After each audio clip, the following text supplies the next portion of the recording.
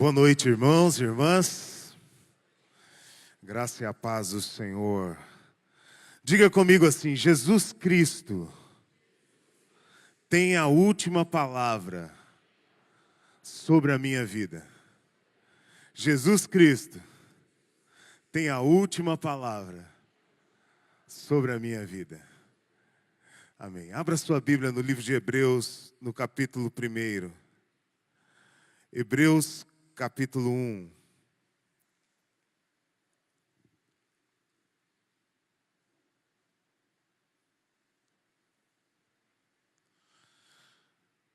Hebreus, capítulo 1. Leremos dos versículos de 1 a 4.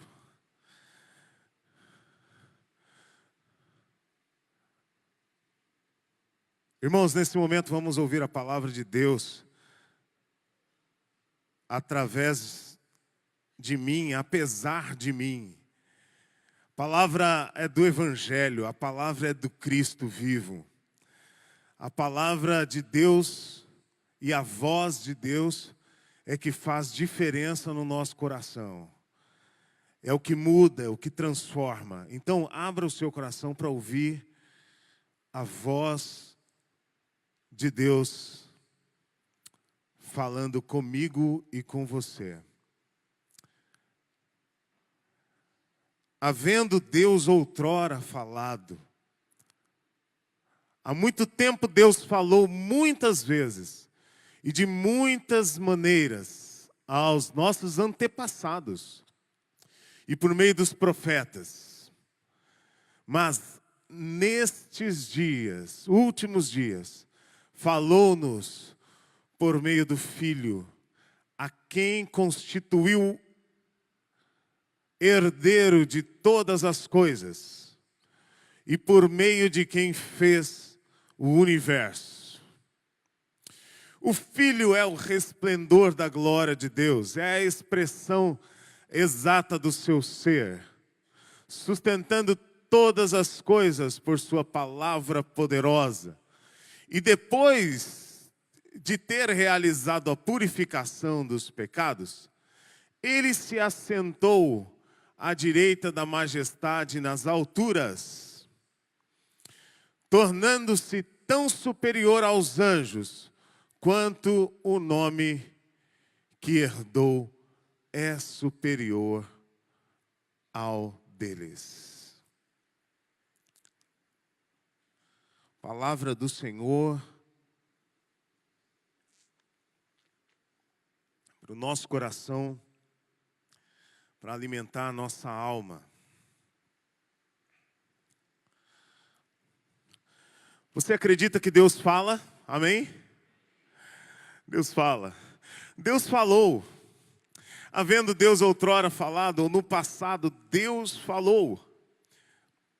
Essa expressão retrata que Deus quer se revelar, que Deus quer se fazer conhecido, que Deus está procurando formas de se comunicar ou de se fazer conhecido. Essa expressão nos dá a entender que Deus procura meios humanos, a fala, para se comunicar. Muitas vezes, quer dizer, talvez de forma repetida, como muitas coisas nas Escrituras Sagradas são assim, repetidamente, para que possamos crescer, aprender, ouvir, e de novo ouvir, crescer, aprender. Talvez algumas verdades que são fragmentadas, elas vão vindo em partes e nós vamos compreendendo essas coisas. Muitas vezes, mas também de muitas maneiras. Deus usa a fala, Deus usa a escrita. Uma situação em que Deus escreveu com o próprio dedo o que Moisés deveria ler para o povo como a sua visão, os seus mandamentos, para que pudessem obedecer. Deus usa sonhos, Deus usa visões, Deus usa enigmas para serem descobertos. São todas circunstâncias que revelam um Deus que quer se comunicar. Mesmo tendo falado dos antepassados dessa maneira, mesmo tendo falado os pais, pelos profetas dessa maneira, o que lemos é que Deus agora decide e escolhe uma forma única e última para falar. Ele escolhe a figura do Filho. Nesses últimos dias, Deus nos fala pelo Filho. E o que pode significar isso? Deus se revelando de uma maneira pessoal ou personificada em uma pessoa. Filho de Deus, Jesus. Por que será que Deus escolhe esta maneira de falar com pessoalidade? Falar através do Filho indica que Deus usa a humanidade. Jesus, o homem. Falar do Filho é falar de relacionamento, porque ele podia escolher outra expressão para falar Jesus, como homem, como rei, como príncipe. Mas ele usa a expressão filho. Por que será que Deus quer se comunicar através do Filho? E eu entendo que Deus está nos colocando numa dimensão de relacionamento com Ele. Essa filiação que precisa ser entendida. Deus quer que entendamos a sua voz e compreendamos os seus mandamentos e as suas verdades, porque Ele é um pai que aconselha e orienta os seus filhos. Isso é uma relação de intimidade. Um pai que se revela através do Filho. Em João 1,12 diz assim a palavra de Deus: mas a todos quanto receberam, deu-lhes o poder de serem feitos filhos de Deus, a saber, os que creem no seu nome. Eu e você, como Jesus, temos o privilégio e nos tornamos filhos de Deus por causa de Jesus. Amém, irmãos? Nós deixamos a condição de sermos seres que foram criados como qualquer obra da natureza. E agora estreitamos o relacionamento para ter uma ligação filial. Essa é a profundidade deste relacionamento. Deus nos faz seus filhos. Haviam muitas tensões em relação à pessoa de Jesus no primeiro século, especialmente sobre as duas naturezas de Cristo. E houveram alguns concílios, um concílio de Nicéia, concílio de Trento, concílio da Calcedônia, em que eles afirmaram, a igreja afirmou que Jesus era 100% homem e 100% Deus. Haviam questões a respeito de Jesus sobre a ressurreição e se ele de fato havia ressuscitado ou era só um mito da fé que alguns discípulos mantinham esta verdade. Mas ele apareceu ressurreto para muitas pessoas. O problema é, será que na nossa vida moderna nós estamos valorizando ou reconhecendo a pessoa de Jesus? O nosso tema é nele. Será que a nossa vida está de fato nele, sustentada, abençoada por ele?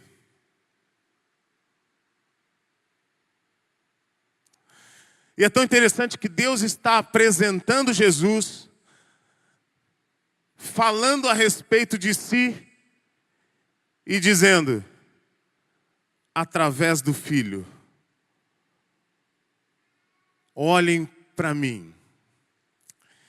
É como se Deus tomasse nas mãos um celular e ele fizesse uma selfie. Você sabe o que vai aparecer na selfie que Deus está fazendo? Alguém tem ideia? Pode chutar aí. Hã? Sabe o que vai aparecer na selfie que Deus vai tirar de si mesmo? Jesus. Jesus. E eu queria conversar com vocês aqui sobre 8 características dessa selfie que Jesus tira de si mesmo, apresentando o Cristo, para que a gente consiga entender as crises que nós vivemos sobre o estereótipo de Jesus. Existem muitas pessoas que desenvolveram uma relação de adoração, não com Jesus, mas com a igreja.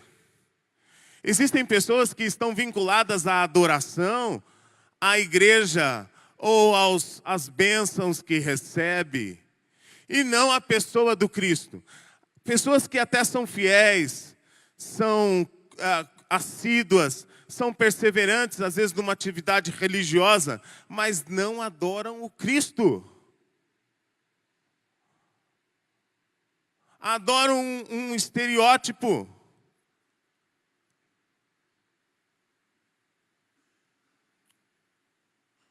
E muitas vezes uma figura deturpada do que é o Cristo. Recentemente nós tivemos uma crise, ou então um episódio no Carnaval das ruas de São Paulo, onde a imagem de um Cristo foi vilipendiada, causando muitas reações, às vezes bem agressivas, por causa daquela cena. Mas eu também me pergunto se aquela cena não tem a ver com uma imagem errada, diminuta, que nós fazemos do que é Jesus. E as nossas reações talvez revelem isso. Porque o Jesus de Deus, o Cristo de Deus, não estava lá naquele carro de carnaval. Amém, irmãos?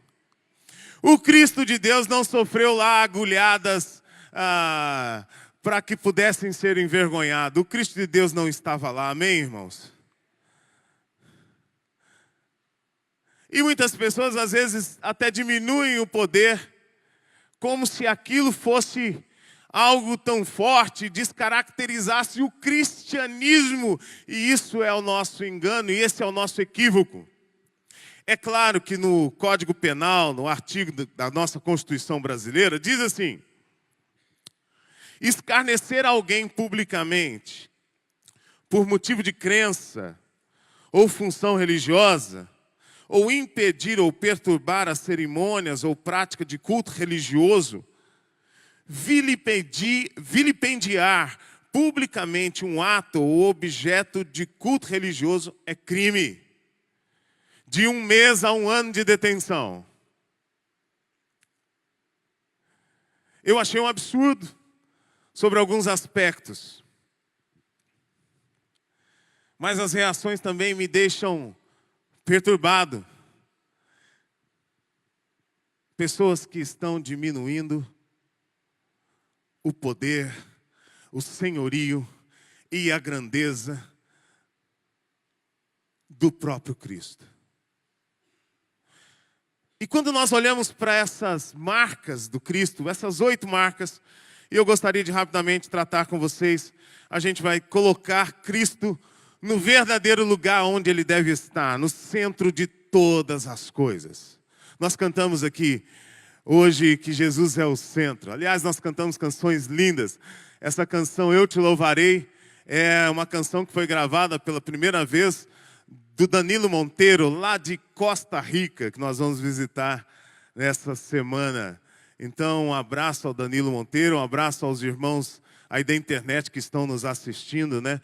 E vai ser uma bênção este encontro. Canções que falam de Jesus. E olhem só a primeira expressão a respeito de Jesus no texto de Hebreus que nós lemos. Nesses últimos dias nos falou pelo Filho, a quem constituiu o quê?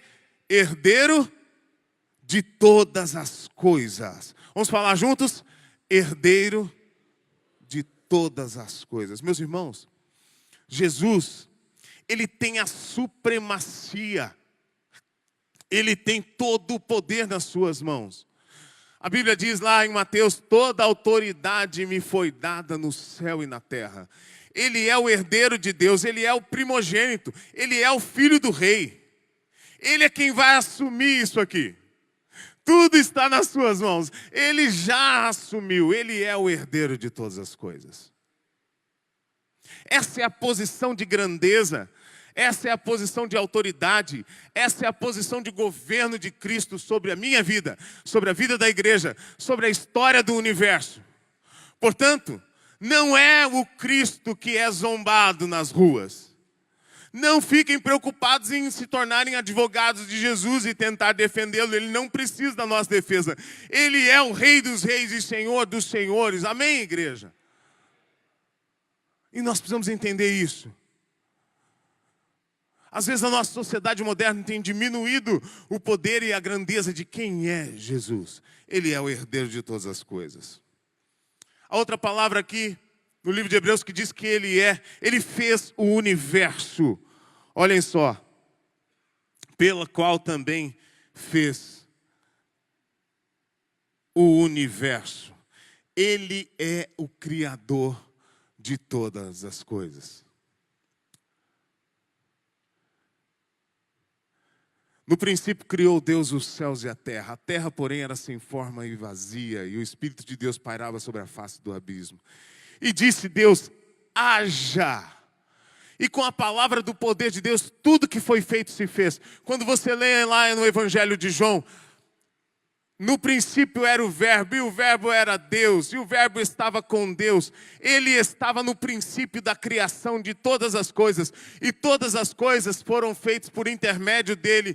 Tudo que existe foi por causa de Jesus. Jesus é a ação, Jesus é a palavra haja, a ação de Deus.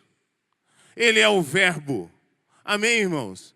Ele é o Criador de todas as coisas. Tudo foi criado por Ele. Tudo é por meio dEle. E tudo é para Ele.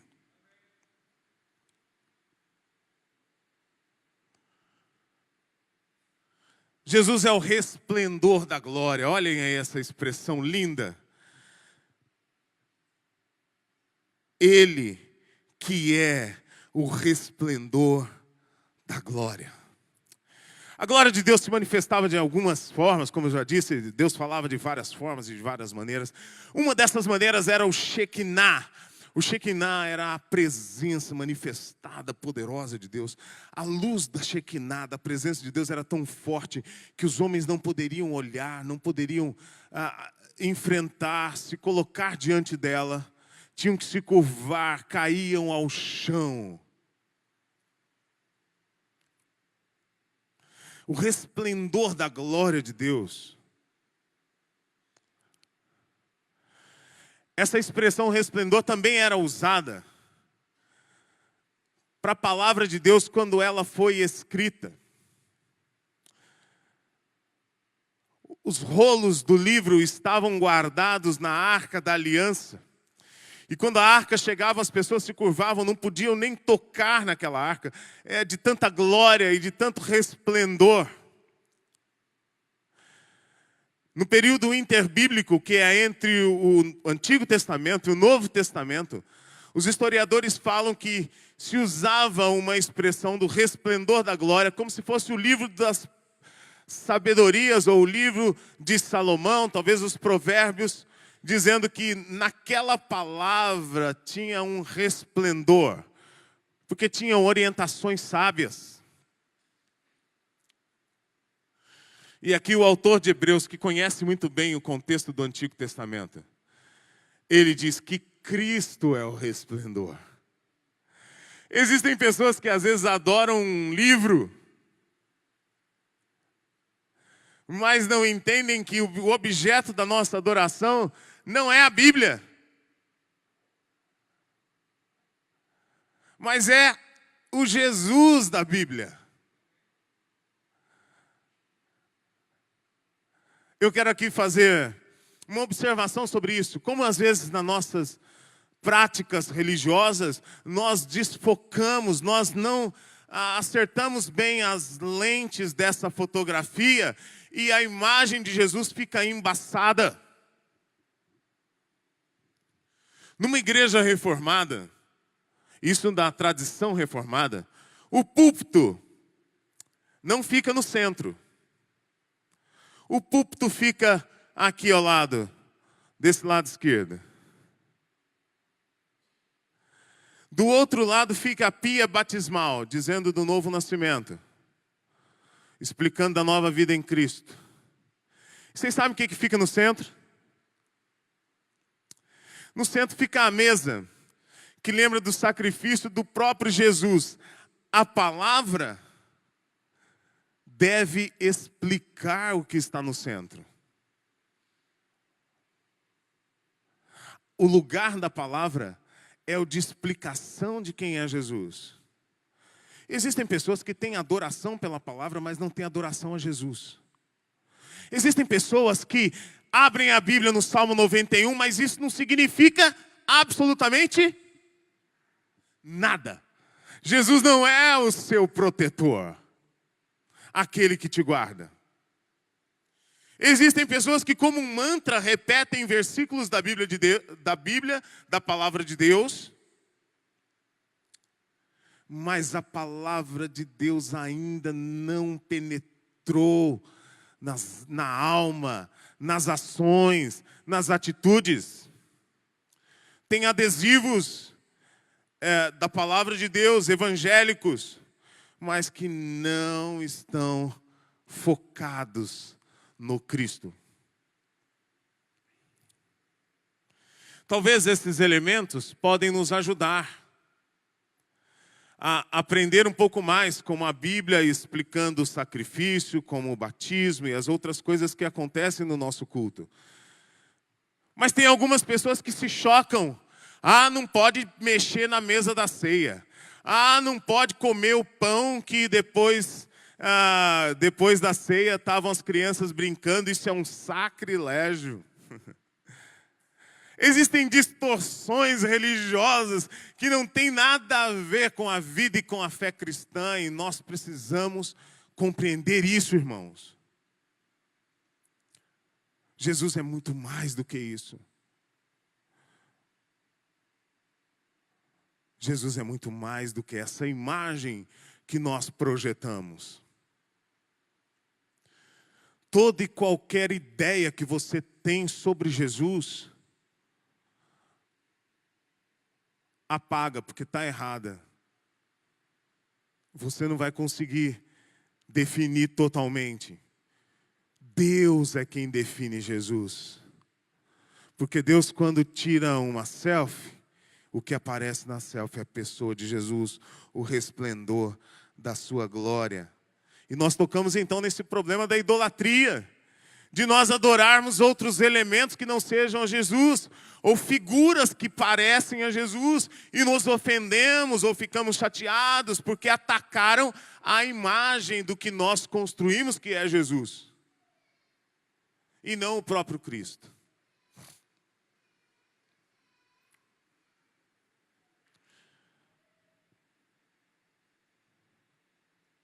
Quarta expressão diz assim: Ele é a expressão exata do ser de Deus.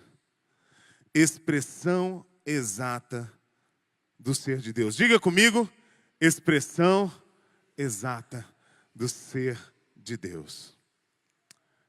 Não tem como aparecer alguma outra coisa nesta foto que Deus está tirando. E quando Jesus pega também o seu celular e tira uma selfie, sabe o que aparece lá? Quem? Deus. Eles são um. Ele é a expressão exata. Ele é a expressão exata. Cristo é Deus. Meus irmãos, qual a imagem que eu e você temos feito a respeito do Cristo? Talvez o seu Cristo, e talvez o meu Cristo, ainda está com uma luta agendada, uma luta final, um ringue, aonde ele irá enfrentar o seu grande algoz, Satanás. E talvez você ainda tenha essa imagem de que a luta vai ser aquela tipo do Rocky Balboa, lembra do Rocky Balboa? Que ele apanhava pra caramba, e ele apanhava do McGregor, ele apanhava daquele outro lutador, mas no final ele sempre vence. Talvez isso faça uma cócega na sua inteligência e recupere alguma maneira de você se sentir bem, achando que essa é a expressão exata do ser de Deus. Ou talvez quando você vê um diabo desta figura medieval com seus tridentes, e a gente fica triste porque o diabo está fustigando, está ferindo e maltratando.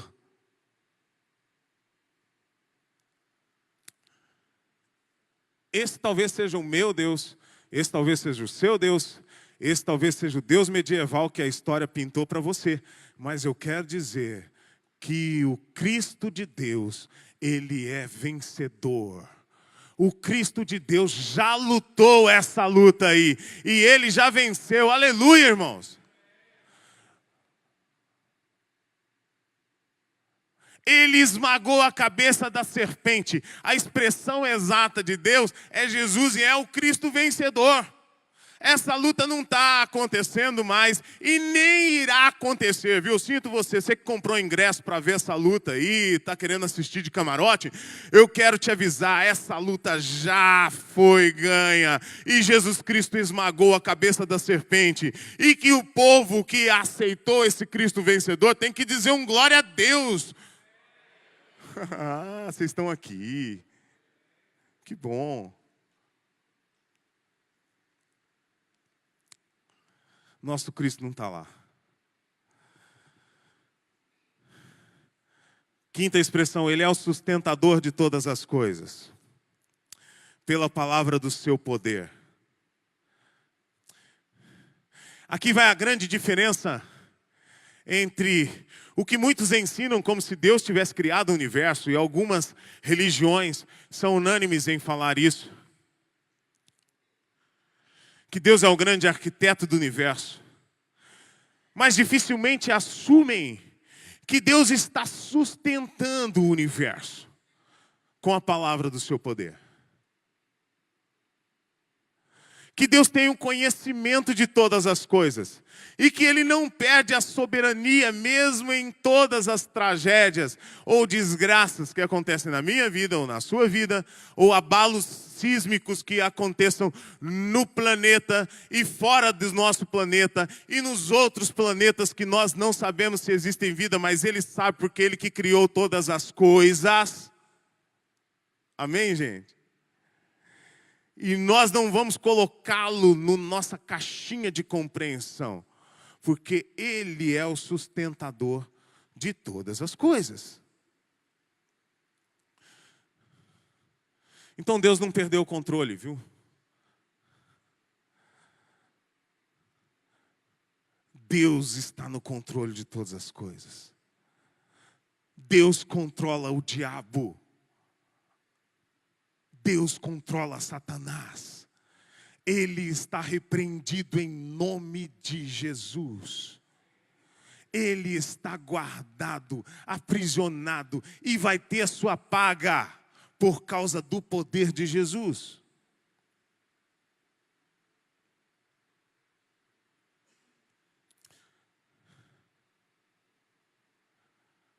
Ele é o sustentador. Jesus não está correndo risco, meus irmãos. Sabe o que ele diz para Satanás? Satanás chega para ele e faz uma proposta: eu quero perturbar a vida daquele moço lá. Tem um moço bacana, mas o Senhor dá tudo para ele. É por isso que ele é legal, por isso que ele é joia.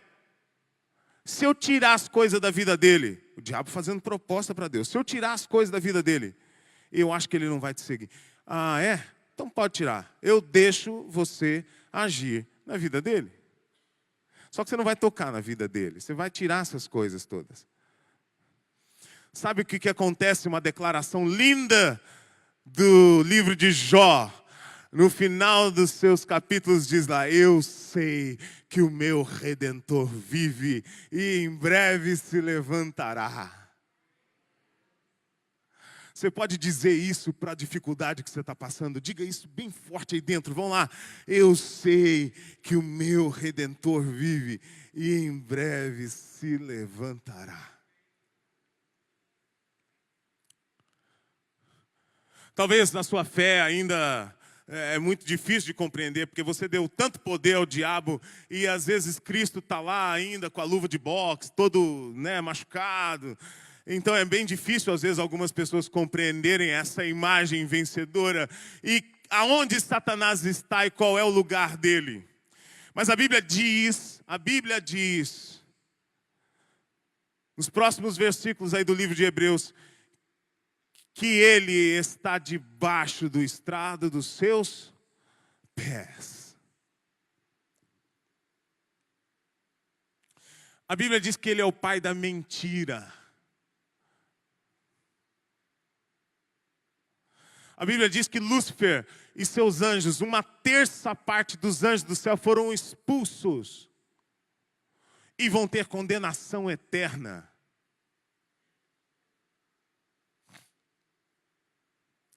Ele não perde o controle de nada. Aí talvez você me pergunte: ai pastor, mas aquela criança foi violentada, então Deus quis isso. Não, Deus não quis isso. É óbvio que Deus não quis isso. Isso é maldade humana. E para isso a justiça tem os seus meios para corrigir, para exortar, repreender. E se por um acaso passar desapercebido pela justiça dos homens, a justiça de Deus não falhará. Amém, irmãos? A justiça de Deus não falhará.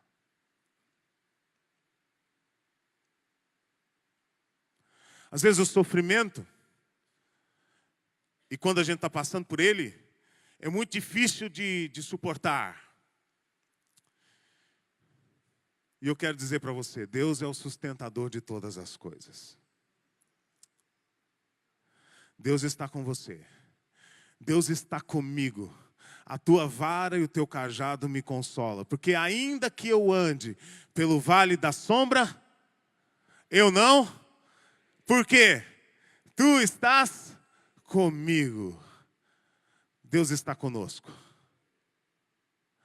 Aquele que não poupou nem o seu próprio filho, antes a si mesmo o entregou, não nos dará com ele gratuitamente todas as coisas? É o que diz lá em Romanos capítulo 8.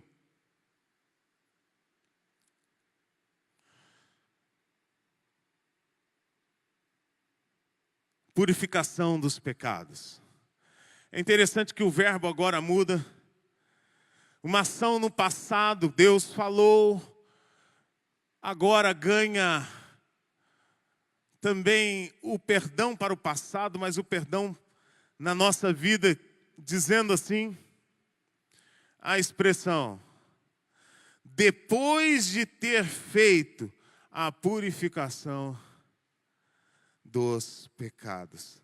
Depois de ter feito a purificação dos pecados. Meus irmãos, o Cristo de Deus é o libertador. A palavra Cristo significa libertador. A libertação dos pecados. As algemas são arrancadas, são quebradas as cadeias pelo poder do sangue de Jesus Cristo.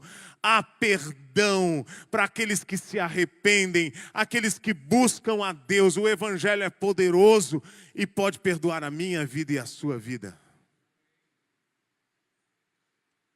E não há grilhões ou cadeias, algemas que poderão detê-lo.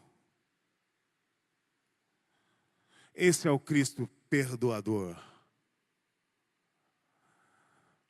1 João capítulo 2 diz assim: temos um advogado junto ao Pai, Jesus Cristo o justo. Ele é a propiciação pelos nossos pecados, e não somente pelos nossos próprios pecados, mas pelos pecados do mundo inteiro.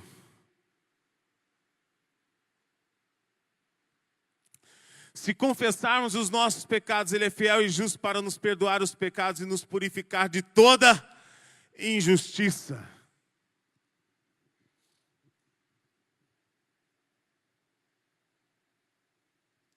Jesus é o perdoador de pecados. Você já se encontrou com Ele hoje?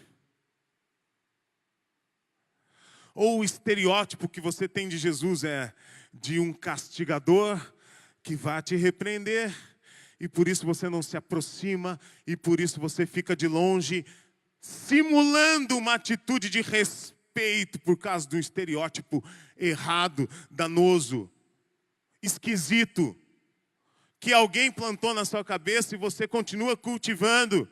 Por isso que alguns de nós, no dia da ceia, não participam da Santa Ceia, porque não se acham dignos. E eu quero dizer que a ceia não é para os dignos. Os dignos não precisam de ceia, como os doentes é que precisam de médicos. É o que a palavra de Deus diz.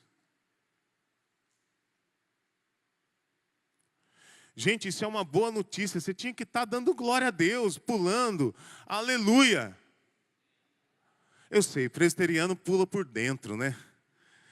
Presbiteriano, eu estou aqui querendo pular, mas presbiteriano fica por dentro. Pastor, eu estou vibrando. Quem está vibrando aí? Levanta a mão, só a mão. A mão. Aí, tá bom.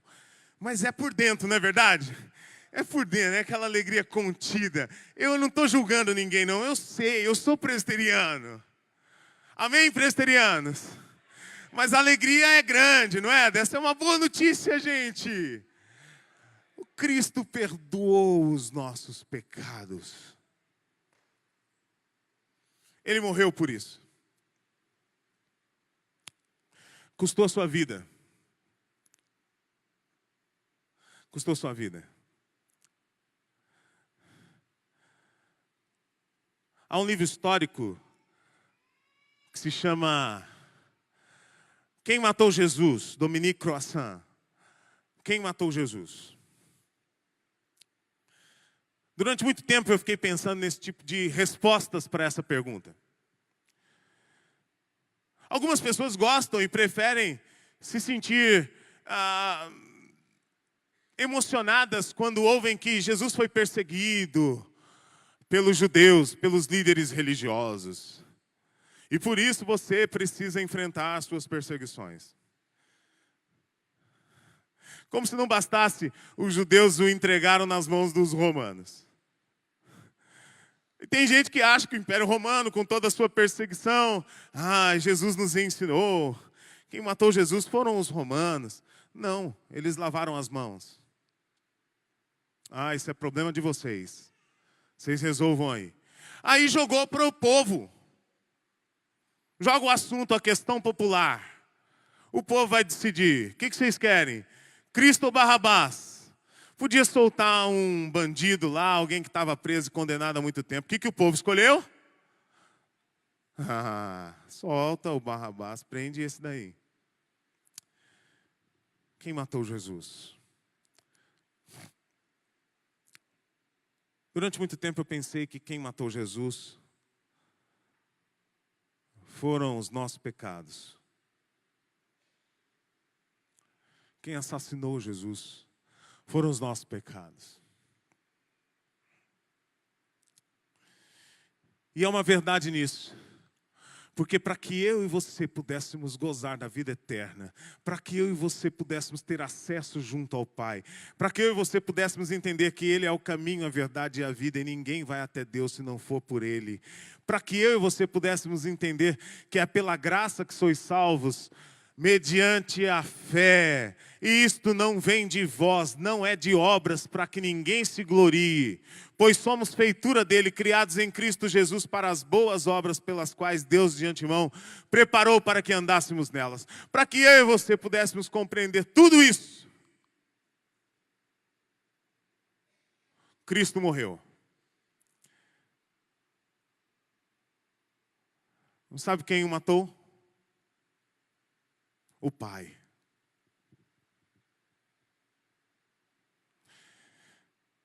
Livro do profeta Isaías, pelas suas pisaduras nós fomos sarados. Deus fazendo-o enfermar. Será que a sua fé é capaz de compreender isso? Ou você é daqueles que está com chilique porque maltrataram um estereótipo lá de Jesus? Deus levou Jesus à cruz. Sabe o que Jesus fala? Sabe o que Jesus fala? Na agonia da dor da cruz ele diz, Pai, é demais para mim. Eu não estou aguentando.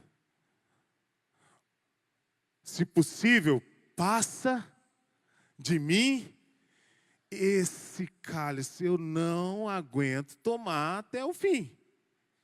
É difícil. Mas ele diz uma coisa que restaura a minha alma. E deve restaurar a sua. Mas se não, que não seja feita a tua vontade.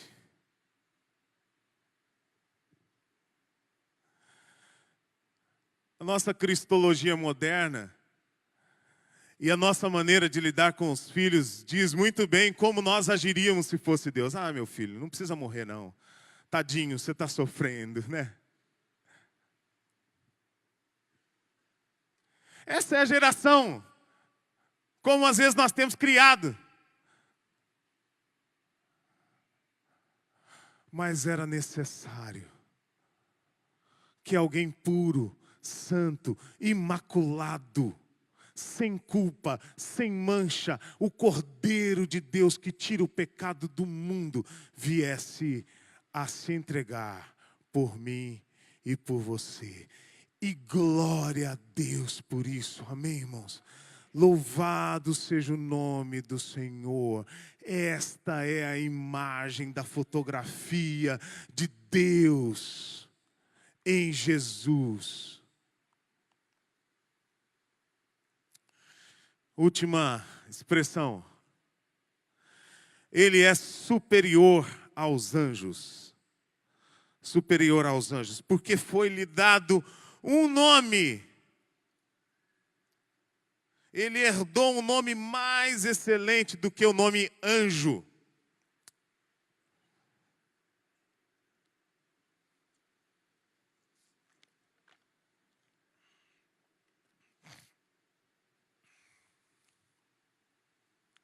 Nós vivemos numa sociedade a sociedade moderna é estranha, como nós nos interessamos por algumas coisas que são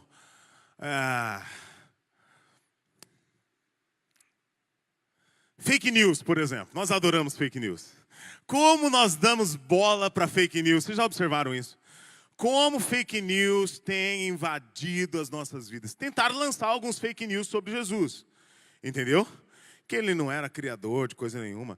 Que será? Como é que ele é 100% Deus, sendo que ele era homem? Eu convivi com ele aqui, ele era filho da Maria, do José, ele era carpinteiro, trabalhava aqui. Tiveram vários fake news a respeito de Jesus. Perdoar pecados, será? Como é que um homem vencedor morre daquele jeito, terminando a vida daquele jeito? O triunfo? Que triunfo é esse? Na cruz? Paulo responde lá, ó morte, onde está o seu aguilhão? E ele fala, Jesus Cristo diferente de todos. Jesus Cristo ressuscitou. Amém, irmãos? Ele está vivo.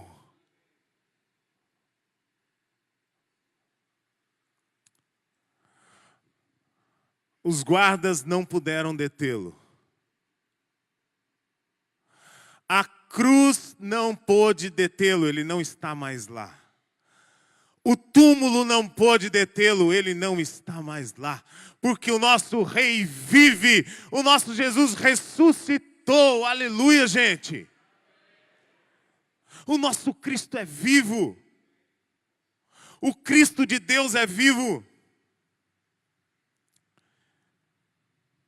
E tem gente querendo o anjo da guarda. Você já ouviu falar disso? Tem gente fazendo a oração do anjo da guarda na corrente de WhatsApp ainda. Eu não sei qual é o pecado melhor. Repassar a corrente de WhatsApp. Amém, igreja? Fala amém, gente. Eu odeio corrente no WhatsApp. Quem está comigo aqui? Levanta a mão. É isso. Ai, glória a Deus. Obrigado, Pai. Obrigado. Anjo da guarda. É para acabar, como diz o Renatão. Ele é superior aos anjos, sabe por quê, gente? Ele é que criou todas as coisas, todos os seres celestiais, ele criou todas as coisas. E uma terça parte lá que não deu certo, ele falou, raspa fora daí. Eu condeno vocês à morte eterna. Vocês são ministros de Deus. Você pode continuar lendo aqui o livro de Hebreus. Anjos são ministros de Deus, quer dizer, que obedecerão às suas ordens. Anjos são seres criados por Deus. Anjos são seres enviados por Deus para nos guardar, mas Deus, a palavra de Deus diz, os anjos do Senhor acampam ao redor do que o teme e os livra.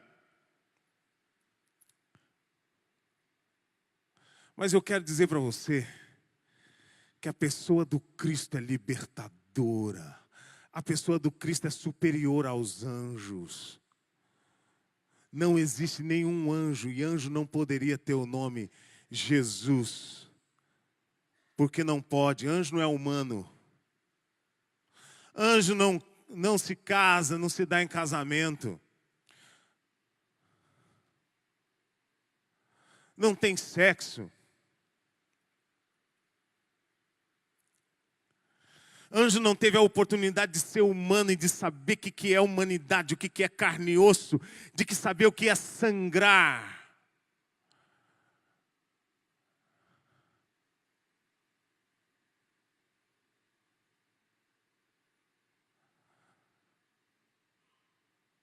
Jesus criou os anjos. Ele é muito mais poderoso que os anjos. Carta aos Filipenses, capítulo 2, versículos 5 a 11, é uma declaração a respeito de Jesus maravilhosa, que diz, tende em vós o mesmo sentimento que houve também em Cristo Jesus, pois ele, subsistindo em forma de Deus, não julgou com usurpação o ser igual a Deus, antes a si mesmo se esvaziou, assumindo forma de servo, reconhecido em figura humana, e sendo obediente até a morte e morte de cruz. Pelo que também Deus o exaltou sobremaneira, que lhe deu um nome que está acima de todo nome, para que ao nome de Jesus se dobre todo joelho no céu, na terra e embaixo da terra, e toda língua confesse que Jesus Cristo é o Senhor, para a glória de Deus Pai. Ele é superior aos anjos. Não há nome mais lindo, sublime que o nome de Jesus. Jesus está no centro de todas as coisas.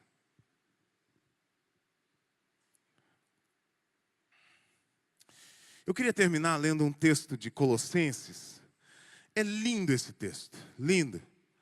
Pode colocar aí, por favor, Colossenses capítulo 1.